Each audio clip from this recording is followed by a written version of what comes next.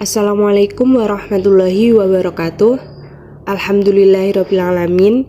Yang terhormat kepada Bapak Ali Rohmat sebagai dosen pengampu mata kuliah studi keislaman beserta penanggung jawab mata kuliah studi keislaman PAI 1B, yaitu Mas Yusuf dan Mbak Sevia Iriani beserta teman-teman yang berbahagia.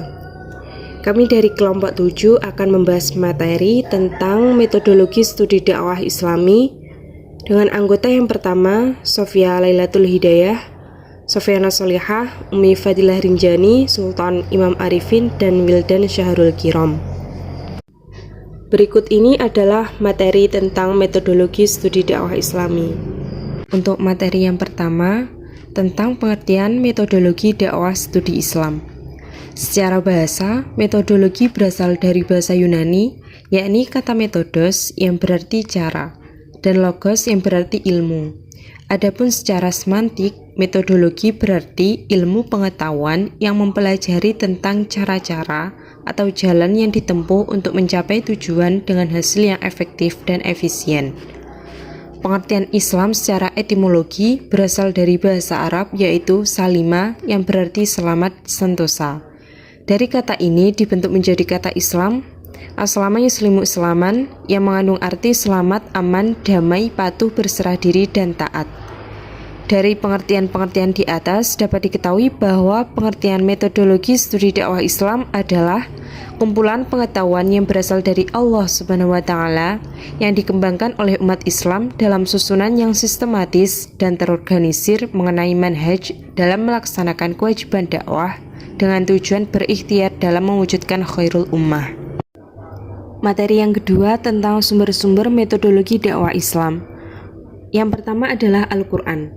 Dalam Al-Quran terdapat banyak ayat yang berhubungan dengan kisah para rasul dalam menghadapi umatnya. Begitu juga ayat-ayat yang ditujukan kepada Nabi Muhammad SAW dalam melancarkan dakwah Islamnya. Yang kedua adalah sunnah Rasul. Dalam sunnah Rasul banyak ditemukan hadis yang berkaitan dengan dakwah serta metodenya. Dalam sejarah hidup dan perjuangannya, baik ketika masih berada di Mekah maupun sesudah berhijrah ke Madinah, semua ini memberikan contoh dalam metode dakwah karena Rasulullah SAW telah melalui kondisi dan situasi yang mungkin sama dengan kondisi dan situasi yang dihadapi juru dakwah pada setiap masa dan tempat.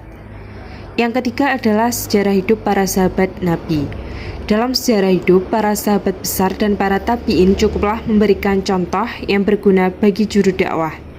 Karena mereka adalah orang-orang yang juga mengetahui tentang ajaran agama dan ahli dalam berdakwah serta berbagai pengetahuan yang berguna dan bermanfaat bagi pengembangan dakwah Islam. Yang keempat adalah pendapat para ahli. Ahli di sini adalah mufassir, muhaddisin, dan fuqaha. Fuqaha adalah orang yang ahli dalam menggali hukum Islam dari sumber-sumber atau dalil-dalil syariat Islam. Yang kelima adalah pengalaman da'i.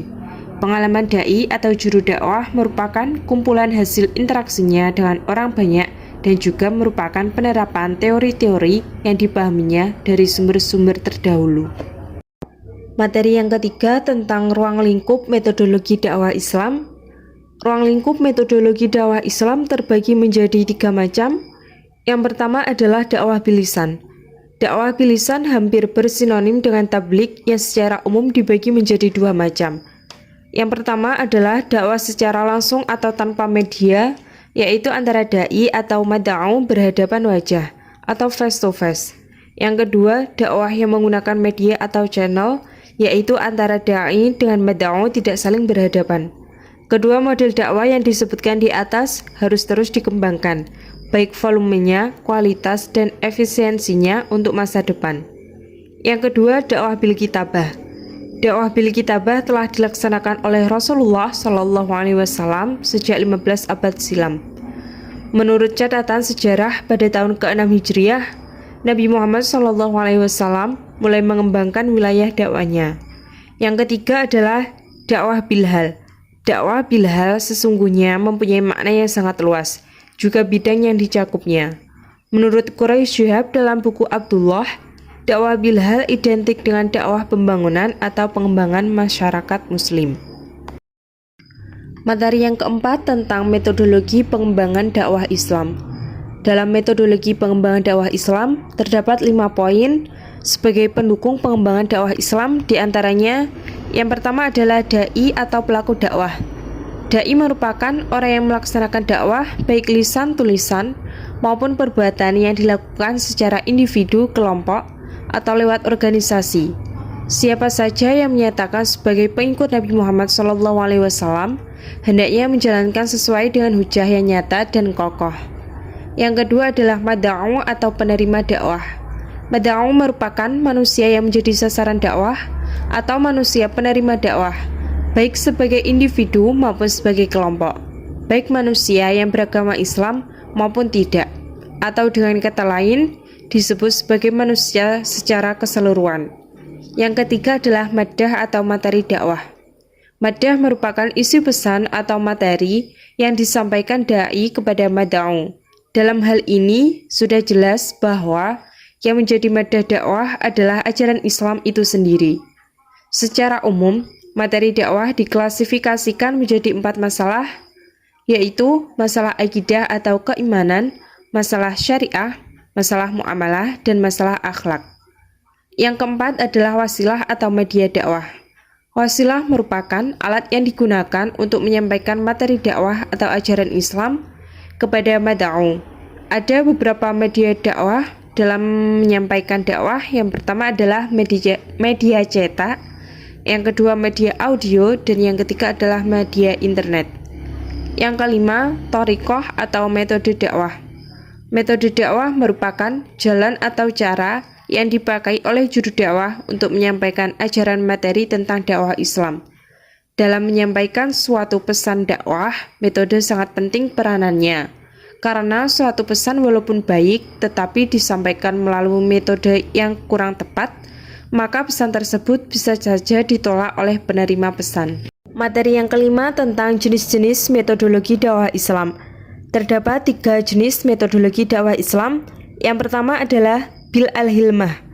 Bil al-hilmah merupakan metode dakwah yang dilakukan dengan cara memperhatikan situasi dan kondisi sasaran dakwah dengan menitik beratkan pada kemampuan mereka, sehingga di dalam menjalankan ajaran-ajaran Islam selanjutnya, mereka tidak lagi terpaksa atau keberatan. Yang kedua adalah mau'izatul hasanah, merupakan metode dakwah yang dilakukan dengan cara memberikan nasihat-nasihat atau menyampaikan ajaran-ajaran Islam dengan rasa kasih sayang, sehingga nasihat dan ajaran Islam yang disampaikan dapat menyentuh hati mereka. Yang ketiga adalah mujadalah billati hiya ahsan, merupakan metode dakwah yang dilakukan dengan cara bertukar pikiran dan membantah dengan cara yang sebaik-baiknya, dengan tidak memberikan tekanan-tekanan yang memberatkan pada komunitas yang menjadi sasaran dakwah. Untuk kesimpulan mengenai materi metodologi dakwah Islam, metodologi dakwah merupakan alat bantu atau media serta cara-cara yang bisa dipilih dan digunakan dalam prinsip berdakwah, di mana seorang dai dalam menyampaikan dakwahnya harus menggunakan metode yang tepat dan sesuai dengan yang telah dilakukan oleh Rasulullah SAW, sehingga dalam berdakwah akan lebih efektif dan efisien serta dapat mewujudkan tercapainya tujuan dakwah Islam, yaitu dengan membentuk manusia muslim yang diharapkan dengan memperoleh ridho dan surga dari Allah Subhanahu wa Ta'ala. Itu tadi penjelasan mengenai materi metodologi dakwah Islam dari kelompok penyaji kelompok 7. Apabila ada kurangnya kami mohon maaf yang sebesar-besarnya. Untuk selanjutnya diskusi tanya jawab kita lanjutkan melalui grup WA.